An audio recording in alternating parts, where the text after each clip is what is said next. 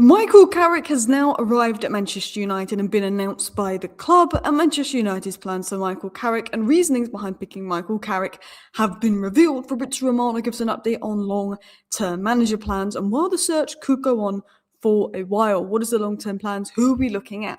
Bruno Fernandes fed up of INEOS and wants out of Manchester United. We're all fed up of INEOS. Onana potentially open to a return? Please no. Updates on Rashford, his exit, and update on January plans for Carrick. Surprise, surprise, very little. We're going to expose that. So, hello, and welcome back to Alice Talks Football, and welcome back to your 10-minute Manchester United news, transfer news, and update roundup show, where I'm going to round up all the latest Manchester United news into the next 10 minutes for you guys. If you do enjoy today's video, feel free to hit that like button. You're welcome to subscribe down below if you're new and want to stay up to date on all the latest Manchester United news. Let's dive into it. Michael Carrick is here. I'm happy for Carrick. I hope he succeeds. People have got to remember Carrick is an interim. You know, he's not the permanent manager. He's not someone we spent a load of money to bring in. He is the interim. He's not being given any resources. And his job is to try and do in the next 6 months what Amorim hasn't been able to do in 14 months. So good luck to him. I hope he succeeds. I hope we look better under Carrick. But it's not going to be an easy job for him. And I think we should all just get behind him and focus any negative energy onto the Glazers. Sources say Man United didn't want to change coach and sack Ruben Amorim mid-season, but results and behaviour made it necessary. Amorim should have been sacked because of results. Amorim was not sacked because of results. Amorim was sacked because of behaviour. Amorim was sacked because he called out the board and he fell out with Jason Wilcox. Ruben Amorim did not want to adapt. He did not want to change. Jason Wilcox wanted to adapt and change. And Ruben Amorim went, right, that's it. I'm out. I'm going to orchestrate my exit. I'm going to call out the club. La, la, la, la, la. Ruben Amorim probably should have been sacked after the Europa League final, but I get why they didn't sack him. Give him a summer, give him time. He did improve us this season. Ruben Amorim could have been sacked after Grimsby, Everton, West Ham, Wolves, but they did not sack Ruben Amorim after any of those games because they had no plans to sack Ruben Amorim. That's why Michael Carrick's come in. That's why it's taken so long to bring Michael Carrick in. And Darren Fletcher, with zero managerial experience, managed our last 2 games. He called out the board, he fell out with Wilcox, and they sacked him to appease Wilcox's ego. I wasn't a Ruben Amorim fan, but when he was sacked, I was saying he's been sacked for the wrong reasons. He's been sacked because he's fallen out with INEOS and it's appeasing Wilcox's ego. And that is not a good sign. Jason Wilcox and Michael Carrick worked together to identify and select the right profile of coaches to support him. Neither had worked with Holland previously, but agreed his skill set and experience would be beneficial. So if you don't know who Carrick's coaches are, Travis Binnon is coming back. He was obviously an under-21s coach. Obviously, Johnny Evans will be there. Darren Fletcher said no, he wants to go back to the under-18s. But the big one and the big appointment is Steve Holland. Steve Holland worked with Southgate, and some people think, oh, is this because they're planning to bring Southgate in? We've had 3 opportunities to bring Southgate in. We've never brought him in. I don't think we ever planned to bring Southgate in. I think the media like to stir that up to scaremonger Man United fans. But he's got experience with Chelsea, Prem experience, Champions League experience, England experience. He's one of the most highly experienced assistant managers in football who's won stuff. So for me, I'm happy with his appointment. Michael Carrick necessarily isn't the most experienced, so bringing someone in with that experience is a good appointment to make. But what about the permanent appointment? Now, one interesting thing that was said earlier, actually, is that one of the reasons they didn't want to give Solskjaer the job is because Solskjaer deep down would want the job on a permanent, and Man United did not want to bring in someone for a permanent reason. They wanted Carrick to be an interim only. Ollie would always be pushing towards a permanent. And Romano did say that United's process to appoint the permanent manager will be long. INEOS know they have to get it right. INEOS know if they F up the next manager, I mean, they should be gone now. The Glazers should be gone now. They know they need to get it right, and they are taking their time. I think they're looking at Tuchel, De Zerbi, Ancelotti, and more.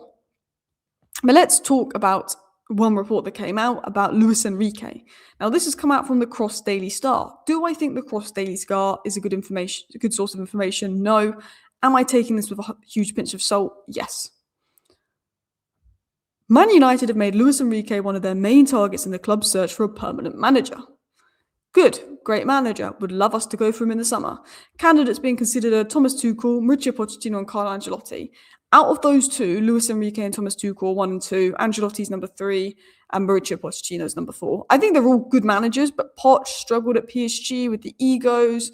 Ancelotti, I wouldn't say he was bad at Real Madrid last season, but But is he more old school? No, I'd take Ancelotti in a heartbeat, not saying that I wouldn't. He won so many Champions Leagues. Tuchel, I think, is a good manager, but I think Enrique is probably the best of the bunch.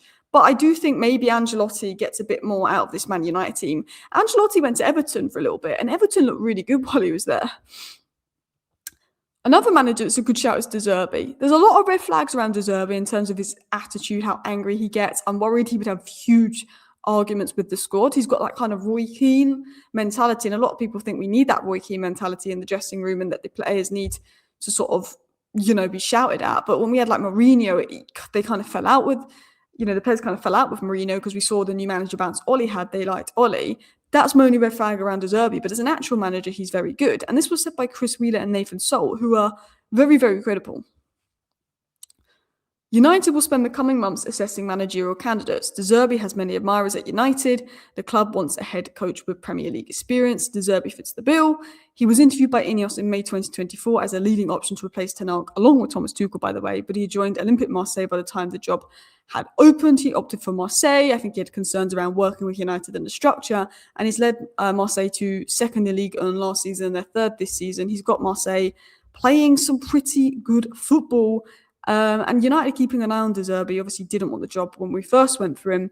It could be one to watch. I want you guys to let me know down below. Enrique, Tuchel, Poch, Ancelotti or De Zerbi. Out of those options, who would you like? Unless there's someone else that hasn't been mentioned that you like Nagelsmann.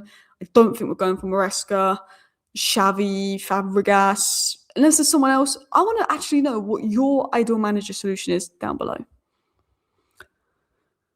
Bruno Fernandes has had enough of what's going on at Manchester United and is looking to leave the club. I think Bruno's going to leave in the summer. He's got a 56 million release clause. I think he's too good of a player not to be snapped up by someone in Germany or Italy for that money, and I think he will leave. We're going to get a new manager in the summer. It'll be a new permanent manager that Bruno will not know and have any connection with. I think Bruno will go. I'd love Bruno to retire at Man United. I'd love Bruno to stay a one-club man. When Bruno leaves, we're in a lot of trouble, and I feel sorry for the manager that has to manage us. If Bruno leaves in the summer, I'm going to tell you this now. But look, I think Bruno will go. He's fed up of INEOS. I mean, he did tweet, let's get rid of INEOS, but he was hacked. But was he? Only joking. He was actually hacked. But I think we're all fed up of INEOS. If the fans are fed up of INEOS, you've got to imagine the players are. Like, the players can't come out and say, screw INEOS. But you can imagine those players are fed up of INEOS. He's probably fed up of what's going on at Man United and probably feels like he's only got 1 or 2 years left in his career to win some silverware. And just that's not going to happen at United. I think if we get Champions League football this year, which is still possible, but less possible because INEOS don't want to do anything in January, I think he could stay, but only with Champions League football.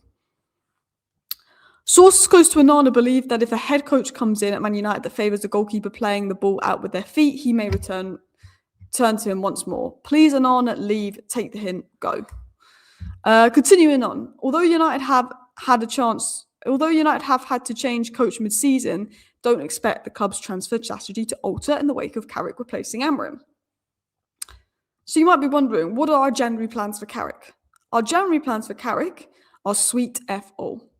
Our January plans have been F all. Our January plans for Carrick are sweet F all. We had Ruben Amorim. He's been here 14 months. He's a proven manager that we appointed. Yeah? He's working with his players, and we want him to get top 4. But it doesn't look like he's going to get top 4. He falls out with the club. They sack him. They now want to bring in a less experienced manager than Ruben Amorim, who's not worked with these players before, who plays a completely different way to Ruben Amorim in the way we've recruited, not bring him anything in January and say, go and get top 4 for me.